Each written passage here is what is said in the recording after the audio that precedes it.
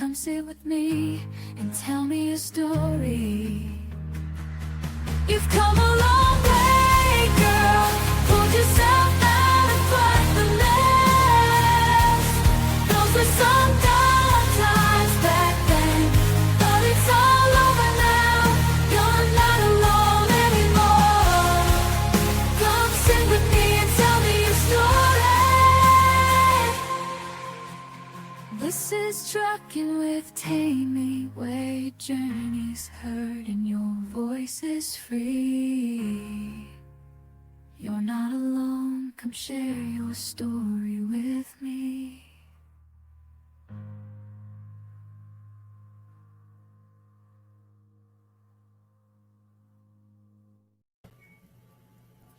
Welcome back to Trucking with Tammy, everybody. Happy Training Tuesday. This is week 3 of our 3-part health and wellness series as we lay out the foundation for the full ELDT series ahead. We're here to help drivers build strong, lasting habits and give them the tools to feel better and stay stronger on the road. So today we are going to talk about a resource for drivers when illness or injury strikes. St. Christopher Truckers Relief Fund. It's a nonprofit that's been helping drivers since 2007. So today we're joined by the person leading those health and wellness efforts, Lindsey Bryan. She's a health and wellness manager at the St. Christopher Truckers Relief Fund. She's the host of their Highway to Hope podcast and a true advocate for drivers everywhere. Lindsey, welcome to the show. Thank you so much. That was quite the introduction. I'm honored. I like to give good intros when I do it. So, Lindsey, we have you and we have St. Christopher Fund, but let's start with you. If you don't mind, could you take us on your personal journey? What brought you into health and wellness? And then how did you end up at the St. Christopher Fund? Absolutely. I had a really interesting journey that I think is what sparked my passion for all things health and wellness. I started out actually in the mental health field, working in drug and alcohol counseling, and then I transitioned into social work and even did a little bit of inpatient psychiatric rehabilitation. And so touched a little bit of everything there for a while. And it was about that time that, truthfully, I think just the stress of working in that profession, even though I loved it, I loved every part of it, but it was stressful and it started to have an impact on my body. And I didn't know it at the time, but I had an autoimmune condition that was just wreaking havoc. And so I had to make a pretty significant career change, and it led me into nutrition counseling, which sounds like a very big jump, but it's actually a lot of the same things. We're all dealing with the same demons. It's just affecting people in different ways, whether it's drugs and alcohol, or it's causing depression, or it's causing us to overeat or undereat, or have a unhealthy relationship with food. And so it really was much of the same. But it was sometime after that, I was diagnosed with Sjogren's, which for anybody that hasn't heard of it, similar to lupus, it just affects different organs. And it was really a driving point behind my own health and wellness journey of like foods fuel your body, right? And so the company that I worked for, I loved the work that I did, but they became a for-profit organization and then eventually a franchise, and things were just changing very drastically in a direction that I didn't love. I believed in our mission, but it wasn't for me. And so I went on a journey for a nonprofit, and I landed with St. Christopher Fund. And I say this jokingly, but also with some seriousness. I knew it was the one when I went in for our interview, and it was just this little hole in the wall office, and the chairs were wonky, and we were just like this little two room space. And I said, I know the money's going where it's supposed to be. This is where I'm meant to be. And here I've been for the last 3 years. That's a great point, because when you walk into a flashy building and they're in a high tower, you know the percentage of money isn't going where it needs to be.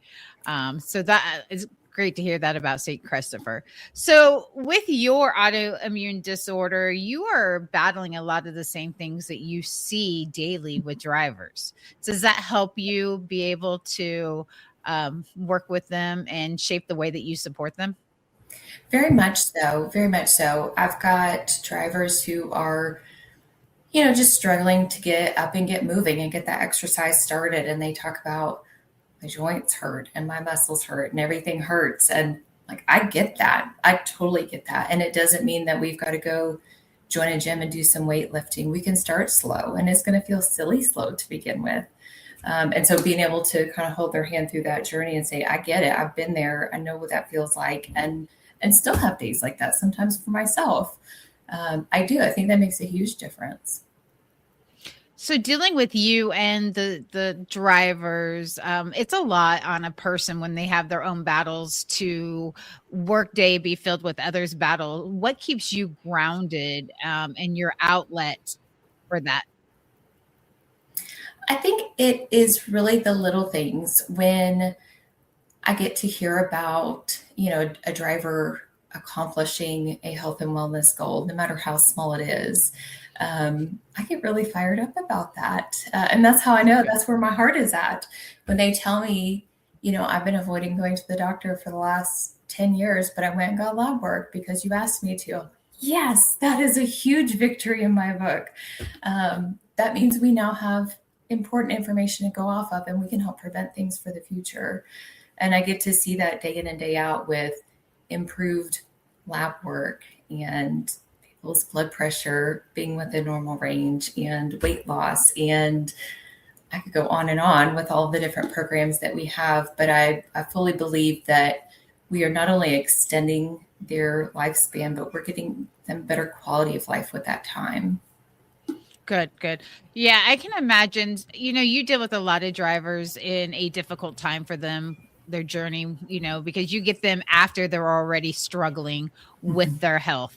And so I imagine, you know, dealing with that on a daily basis, and your own struggles, that when you get off work, what do you do to bring a little bit more positivity and healthful thinking habits into your life?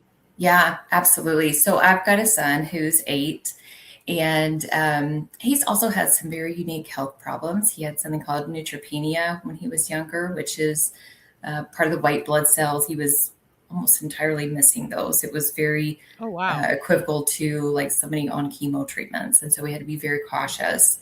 And I fully believe that nutrition plays into helping the body to heal and recover. And so you know, I get off of work and I'm automatically thinking, okay, what am I making for dinner? And we're getting in our very lean protein and our veggies and our whole grains. And anytime the weather allows for it, usually between cooking dinner and work, I'm out in my garden where I grow veggies that help to feed our family. And it's activity for me, and it's activity that I really enjoy, which is something I harp on with all of our drivers.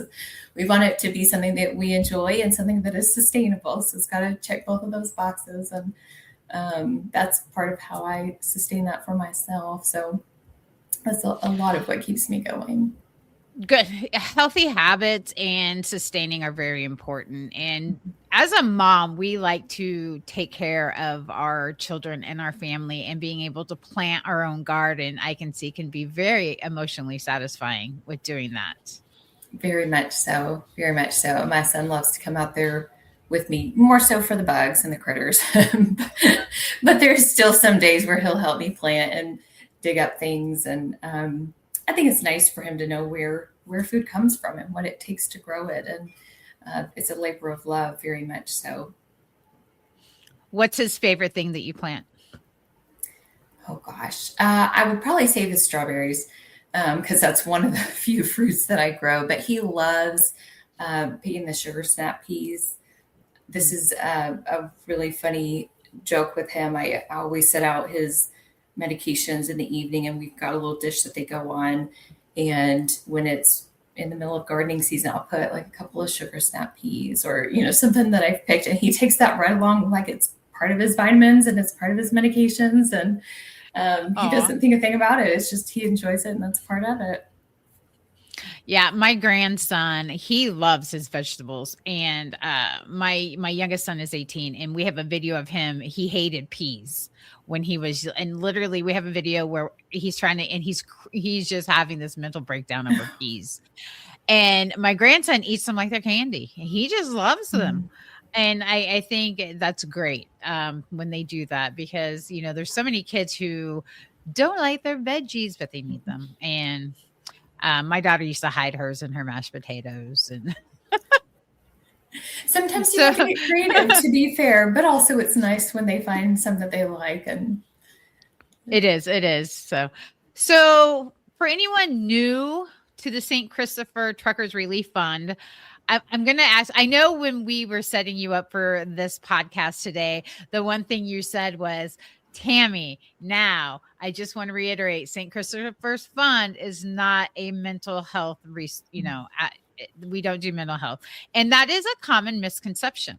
it is. So why don't you tell the listeners what the core mission of St. Christopher's is and how it all began, if you don't mind? Sure. Believe it or not, we actually have two core missions, and one very much supports the other. So for drivers that are sick or injured and have gone out of work within the last year, it's got to be a Class A CDL over-the-road driver. We will step in and help to provide financial support short-term, and we can cover bills like rent or mortgage, utilities, vehicle payments, and insurance, just to help get them on their feet. And so that mission has been going strong for right at 18 years now, which is really amazing to think about. What we found over a period of time, though, was that there was a pattern to why drivers were coming off the road. And if I narrow it down to the top 5 or so, it's cardiovascular disease, strokes, heart attacks, diabetes, and diabetes complications like amputations. And then there's this one kind of oddball of breaks and fractures. There's only so much we can do with those. But so out of that came our second mission. If we want to try to proactively prevent those things. And at this point, we have now built an assortment of health and wellness programs that are completely free to Class A over-the-road drivers that help to prevent each and every one of those, except for the bone breaks and fractures. Again, there's only so much we can do there, but we have got tobacco cessation. We've got preventative cancer screenings. We have the diabetes prevention program. We've got just new programs coming all the time on top of what we already do as well. You have group sessions too, I believe. We sure do. Most of our chronic disease management programs and our diabetes prevention program, I run them as a group. And it's really to allow drivers to connect with other people that are going through similar challenges. I describe myself as I'm going to help to provide the knowledge about health and wellness, but they are the experts of their own body and their lived experiences out on the road. I don't live in a truck day in and day out. Right. And so they come up with all sorts of creative ideas that they can then share with each other. And I learn along the way too, which is a really nice part of that. But it takes that group approach to build that camaraderie and the team effort and learning together. And I think that helps to support the learning environment. How does the group work? I mean, do you have sessions? Do you have like a Zoom meeting? How do the drivers interact with each other with such a, drivers have a very heavy day. So how do they make it work over the road? Yeah, great question. All of our classes currently are run through Zoom, and they're set up so that I've usually got, if it's a class, I've got a PowerPoint going, but they don't have to be looking at it at all. They can be tuned in just listening over a headset or earbuds or whatever it may be. And we try to keep that part of it completely safe for them to be able to drive and just listen in. Okay. All of our classes, however, are also recorded. And so I will upload them to an unlisted YouTube channel. So if somebody isn't able to attend, if they're dropping off or picking up or needing to sleep or whatever it may be, they can catch up on that class after the fact whenever it's convenient. Oh. So even for some of the carriers that don't let drivers to participate in that, which, of course we understand, they can still participate in their own way. And then we've got a channel where they can chat in a group chat. And so there's still some, questions, and they share things that they find and recipes and that sort of thing outside of class. Oh, wow. That's really beneficial then to their schedule. Very much So so, yes. a little bit about the relief fund. Could you let us know how it works, what drivers need to do, qualifications? Absolutely. So on the beneficiary side, we have got, it's kind of a two-step application. The first one is just going to cover eligibility criteria. We want to make sure that they are a Class A over-the-road driver, that they went out of work within the last 365 days. So if this was something from a couple years ago, that's outside of our ability to help.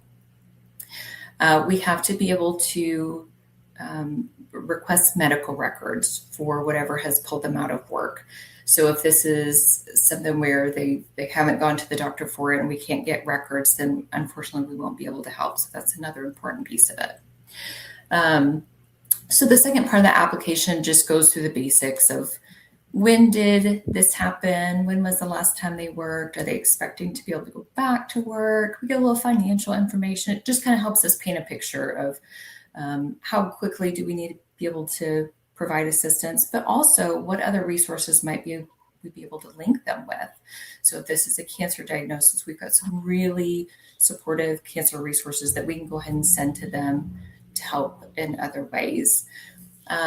Once they submit the application, we take it from there. We're going to do an employment verification just to double check, because unfortunately there are scammers. So we've got to cross our T's. You see that a lot in the groups. Unfortunately, yes. We will request medical records. There's nothing else that they need to do there. And aside from that, we just tell them, watch for an email from us or watch for a call. We may have some follow-up questions, but we process everything from there. And as soon as they have been approved, we say, all right, send us your bills. Let's get those taken care of. And we'll send that check directly to the company so that they don't have to worry about a thing while they're recovering. And also you're making sure that the money is going where it needs to go. Exactly. Is there a maximum amount that you provide to people in need with this program?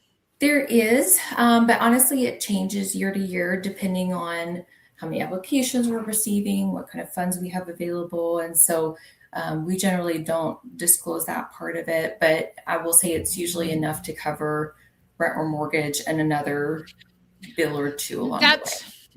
Yeah, that's the point I wanted to kind of cross. Like, as a single woman, I have car payment, mortgage, insurance, utilities, right? So credit card payments. You're not going to come in and be like, oh, just send me a list of everything, and you're going to cover the basic, the most important thing to help them get through. Yes, the vital living expenses is what we call them. Mm-hmm.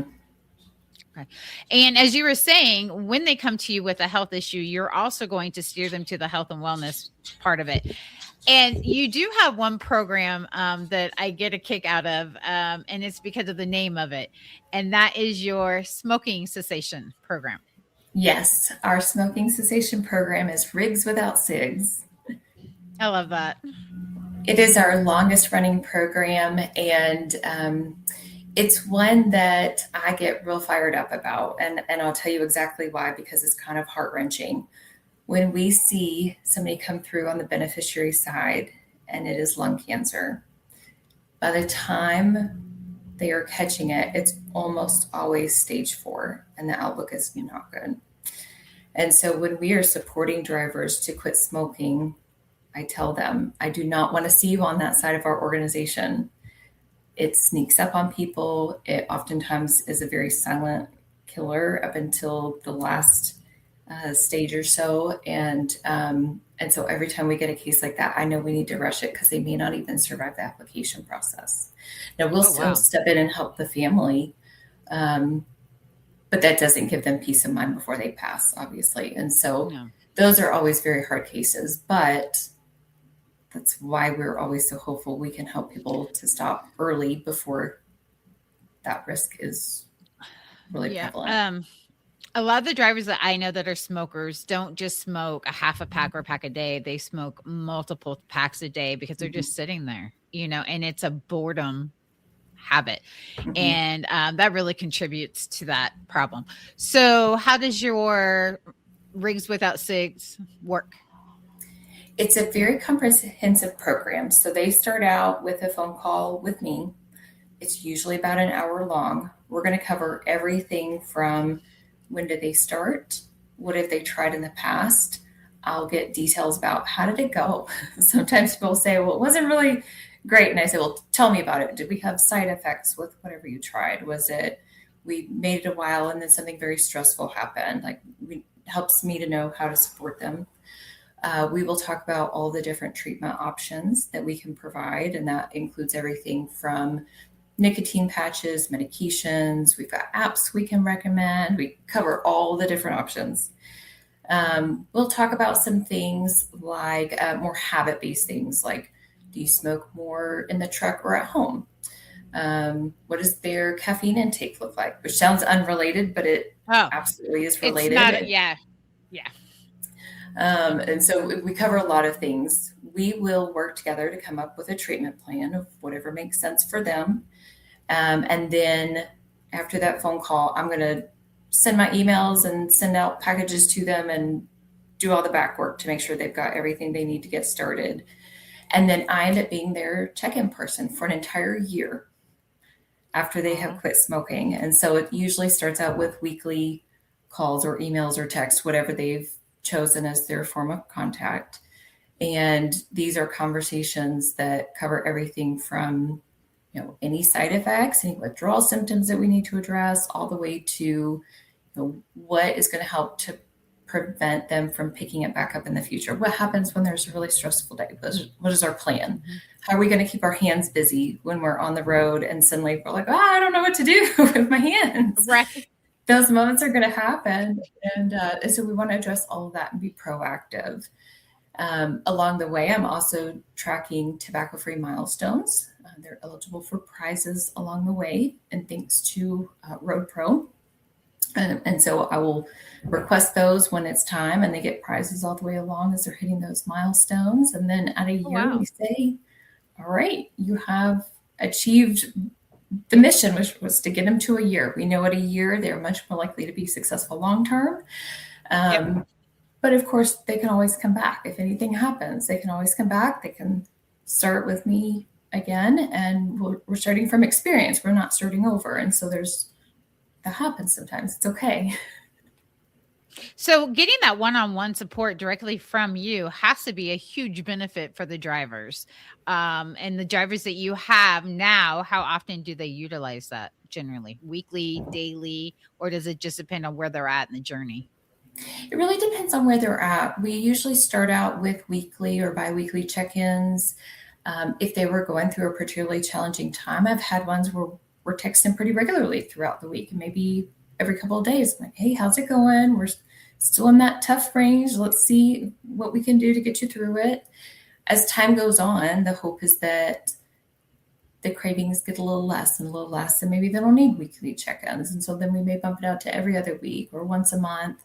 Usually by the end, I think most of them are like, I've got this these last few months. And so it may be even every other month, but they've got a phone number that they can get a hold of me, call or text anytime. They've got an email that they can get in touch with me. And so even when we go those longer spans of time, they know that there's still somebody that's going to answer that phone if they need it. That's great. So for the driver who's feeling really overwhelmed, or they think I'm too far gone, I don't have time to take care of my health, I don't have time to, do the smoking cessation program, what is the one, and I know this is going to be a hard one, what's the one small realistic step that you would recommend that they take this week? Yeah. This is Monday. What do we do this week? If we were talking about tobacco cessation specifically, I would say, let's look at how many cigarettes we're smoking in a day, or how many times we're hitting a vape pen or using dip, whatever the source is, and commit to doing 10% less this week. And chances are that 10% is not enough, so that we're not going to have withdrawal symptoms. We're not going to be miserable and cranky and headaches and all the things. It's just enough so that we're turning it in the right direction. And we get it this week and 10% less. And then next week, we're going to do 10% less again. And we just it's baby steps. And we take that approach with all of our health and wellness programs. We want it to be something that we feel like we can do pretty easily. This is not we're completely overhauling our lifestyle. Now, eventually, sometimes people are doing that, but a little at a time. Yeah. And that's a good way to do it, because most people get overwhelmed. And that's a conversation that I had with Michael Anthony Lombard a couple weeks ago, with it being the new year, new you. So many people dive out and try to do too much at once. It's overwhelming. And then the failure rate is high. So by doing the smaller steps, do you see higher percentages of people being able to complete? Very much so, yes. When we take those small bite-sized pieces, it is much more manageable. It feels doable. It takes away some of that overwhelm. But I also believe that it's a mindset of when we've got something small and achievable, we tell ourselves, well, I can do this. Whereas if we're going to put down all the cigarettes this week, people are like, nah, I don't know. I'm not sure that I can do that. And we'll talk ourselves out of it before we even start. Yeah, I quit smoking 19 years ago, and I used Chantix. And back then, and I don't know how it is now, but back then you would pick your quit date, and you had a time frame that you were on Chantix up into that quit day. And when my quit day came, I wasn't ready. And I had a coach, and I told her, I'm not ready. And she says, pick another day. And I picked another day a little bit farther out. And I just woke up one day in the middle of those two dates, and I never picked up another cigarette. But it seemed like that picking a date was very overwhelming for me. It was like a doom day, or, it's like when I tell myself I'm going to diet, my body instantly starts starving. So do you set dates like that? Or do you just kind of baby step them through these, these week by week reductions? Yeah, it's a great question. I fully leave that up to the driver. We talk about the pros and cons to both of them. And a lot of people experience exactly what you're describing. They get closer to that day and they're like, I don't know if I can do that. That feels like we're just taking away the entire crutch all at once. And that feels too much, right? And so it does. And it seems like it makes you smoke more, stressing over this date. Yes, that's what I call the last hurrah. When we set the date, if we're going to rehab now, then people get this mindset of like, let me get it all in at once. I'm going to finish smoking all the cigarettes. And then that just makes it harder when that day comes. And so some people do quit that way, and they are very successful. There's nothing wrong with it, but it's not for everybody. And so we talk about it's okay to step it along as long as we keep it moving, right? We don't want to get to 50% and then just decide we're going to stop there. We want to keep going with it. But there's nothing wrong with dragging it out a little bit, as long as we're setting some realistic expectations and set some goals along the way so that we don't get stuck there. I like that you're not cookie cuttering the process, and you're kind of individualizing it to each person. That really says a lot about the time you're taking with each driver. That's great. Think that so cookie cutter it, then it's not successful, because everybody's different. No. Yeah. Well, a lot of organizations, a lot of people, I want to say a lot of things are set up as a cookie cutter process. And I don't think that the success rate is as good when you use a cookie cutter process as individualized treatment. I completely agree with that. Yes. So you've been at St. Christopher's Fund how long now? Right at 3 years. 3 years. So in your 3 years, what's one powerful story? And I'm sure you have plenty, because, you seem to be well invested in these drivers, but what's one powerful story that you've seen where St. Christopher's Fund has made a huge difference for a driver or their family, or driver and their family? Oh, goodness. The first driver that comes to mind, he has been in a number of our health and wellness programs. His name is Dan. He's given me permission to share his story just because it's so special to me. But he started with me in Rigs Without Sigs. He was actually one of my very first people that was starting in that program with me from start to finish. And he was a little bit different from clients that I've worked with in the past, though I found that this is more common in the trucking industry. He was just very aware of the challenges that he faced, and he was very open about it, which I appreciated. And he would say things like, I don't know what to do with my hands. I walk into a room, and normally I would be going into that room at home to go pick up my cigarettes and go outside. And I walk in the room and I feel stuck. I'm like, I don't know what to do with my hands, and I feel weird, and this is very uncomfortable. And he was open to just like, let's explore that. What are we going to do when we walk in that room instead? And sometimes we came up with silly ideas, and sometimes it was like, it may have been silly, but it worked. And so during his time in that program, we talked about some other health and wellness topics. And I said, well, we've got other programs you may be interested in. Next thing I knew, he was in our Healthy Habits program, which is chronic disease management.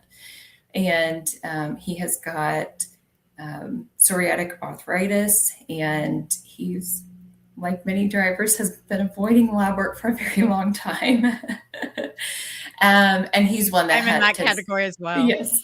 And I get it. I totally get it. He historically has had that vasovagal response where he may or may not pass out if he's having lab work. And I've been there. I've had that problem before. And so we talked about, okay, you're going to go in and you're going to be well hydrated, and you're going to bring a heat pack, like a hand warmer for the crook of your arm. And you're going to tell them, hey, I may pass out. And they're going to put you in a chair. We talk through all the things. And it took a little while, but eventually he went and got lab work, and it gave us a really good idea of, okay, what do we need to work on now? And so anyways, he's been in many of our programs, but what was really most meaningful was when his wife actually reached out, and she said, I've been so worried about him because his dad passed away young, and he's come into that age, and he wasn't taking very good care of his health up until he joined your programs. And she mentioned the fact that he may have taken some like alternative approaches to health and wellness, like essential oils and things like that she didn't have a whole lot of faith in. And she just was very thankful for the fact that she felt like she was going to be able to have him around longer.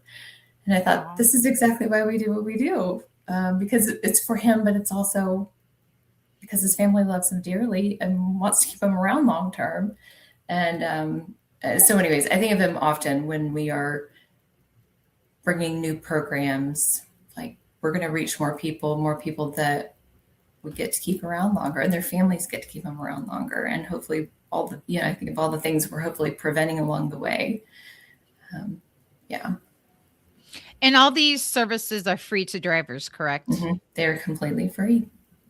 That's amazing. That's amazing. So looking ahead, what's on the agenda? What's next for St. Christopher's Fund as far as our health and wellness efforts for 2026 and beyond? Yeah. So we are actually very excited. We are about to roll out another part of a program. It's called GPS, Get Preventative Screenings, and it's preventative cancer screenings. So we currently have colorectal cancer screening and a prostate cancer screening, and we are very close to launching cervical cancer screenings. We will get. I was just getting ready to say, because prostate is male centered. What about the girls? Yes. So we have had them in mind. So it's an at-home screening, which is what I think is most important about all of these screenings. A driver can do it in the comfort of their own home or when they're out on the road.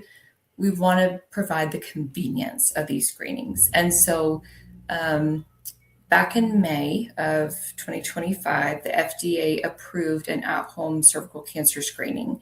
It's really just an HPV swab that can be done at home or on the truck. And then it gets sent to a lab, which they have no cost with that. It comes in a prepaid mailer that they can just send off, and then they get those results back. And so we've been very anxiously waiting for those kits to start becoming available nationwide. And we're right there at that point. We're solidifying some partnerships. And so anyway, we're very excited to be able to offer this for all the female drivers that are out there. That's a great thing that technology has gotten to that point where these very important tests can be done that way, where they don't have to try and figure out how to get into a lab, that they can do it in the comfort of their home or on the road in the semi. That's great. I mean, that's amazing that we're at that point.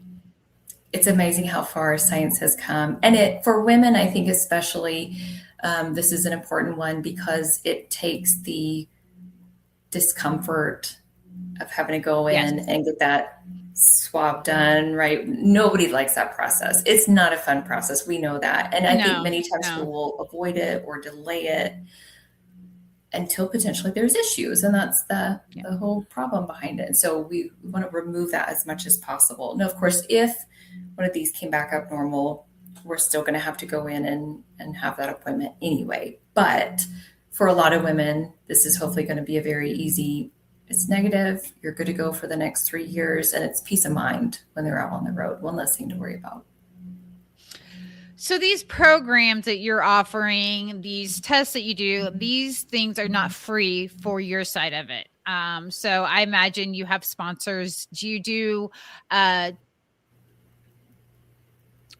charity drives? You do, what do you do to raise funds, fundraising drives? There we go. Wow. It's Monday. Tammy can't talk. Do you have fundraising that you do? Do you have a donate now button if listeners want to get involved or support the cause? Great question. So on our website, we do have a donate now button. Any money that is coming from individual donors goes to the beneficiary side of our organization. Most of our health and wellness programs are being funded either by sponsors. So places like OIDA, they are phenomenal supporters of our programs. We do also apply for grants, which sometimes help to support our programs as well. And we also do a virtual 5K, and that'll be coming up in May, the early part of May. And so you'll probably start to see some advertising about that. It's just a fun event, gets people up and moving, and raises awareness for some of the unique health challenges that drivers face, but also that money goes back to help support them through programs like GPS and Rigs Without Sigs. Nice. So the virtual 5K, what's the platform you guys are using? Are you doing it where it's connected with like health and fitness apps on their phones, or how are you tracking the miles for this? Yeah, so we use a program called Run Sign Up, and they can download the app and track through there, but it will also sync up with whole of the different fitness trackers. So if they've got one that they particularly like, they can stick with that one, and that's okay too. They've got all week to complete it. And so what's really nice with this is that we're not necessarily aiming for fastest time or anything like that. It's just get up and get moving. And so if we've got to do a little bit on Monday and a little bit on Tuesday and a little bit on Wednesday, that's all right. That's not going to hurt a thing. We still get health benefits from that, so I'm fully supportive of that. But it also encourages people to join us no matter what their fitness level is. It's just get up and get moving. So 5K, for some that don't know, that's 3 miles, a little over 3 miles. For a driver, that's a lot. So when you sit on your rump for 11 hours a day and potentially put in a 14-hour day, most of the time, drivers don't get in that many steps a day. As a driver, I used to count my steps on the road. I was very active between 10 and 14,000, and I went to less than 5,000 as a driver over the road. Yeah. So getting 3 miles in a week is a good goal. Absolutely. Yeah. And sometimes it's getting creative with 10 minutes here, 10 minutes there. When we're waiting on the microwave for that minute while something is cooking, can we do some steps in play? Whatever it takes, right? We got to get creative. Yeah. That is awesome. So I will look forward to that. I will join that. I started my fitness journey. Every year I join a transformation weightlifting challenge. So mine started today. So I dove in and had my Dubai chocolate last night before the challenge started today. So that'll be a great thing to add to my list of activities in the next few weeks. Absolutely. So where can listeners go and drivers go to learn more about St. Christopher Fund or to get started in the health and wellness programs? Mm-hmm. So on our website, truckersfund.org, and as of right now, we have got tabs along the top that cover, it's got our application if it's a driver that's needing help. It's got health and wellness, which covers all of our programs, plus some of our partners as well. So we've got our mental health partners in there. We've got all of our supportive of our program. We've got health and wellness articles. We've got podcasts. We've got all sorts of things tucked in that category. We've got a new website coming, and so it'll be a little bit more streamlined. But as of right now, that's where it stands. But truckersfund.org, and that houses everything.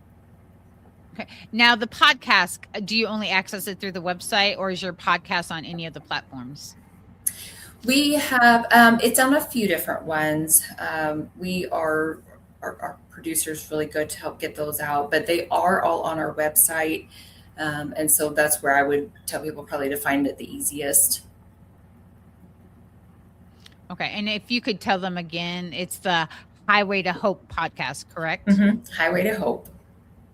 How often do you put out new episodes? We're aiming for once a month. Our hope is that in 2026, we're going to get 18 in total. So we're increasing that goal a little bit. We've got lots of fun things to talk about. That's really why we're doing that. So we're very excited about some new things to come. But typically you can expect about one a month. Maybe there's a bonus one in there. Well, that's awesome. Well, Lindsey, I want to thank you so much for your time today. Not just with going over you and your journey, but also St. Christopher's. And you have a huge heart. I can tell. You are so invested in your drivers, and it really shows with this interview.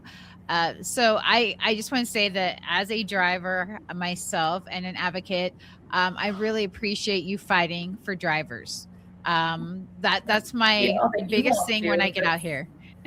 I love that I get to give back to you all. You all do so much. You sacrifice so much, and it really is a joy and a privilege to be able to give back. So, well, everybody, thank you for listening in to this week's Training Tuesday. If you want to know more about St. Christopher's Fund, go ahead and hop on over to truckersfund.org. Lindsey, as she said, she spearheads a lot of these programs, and she will be your number one resource, advocate, and contact.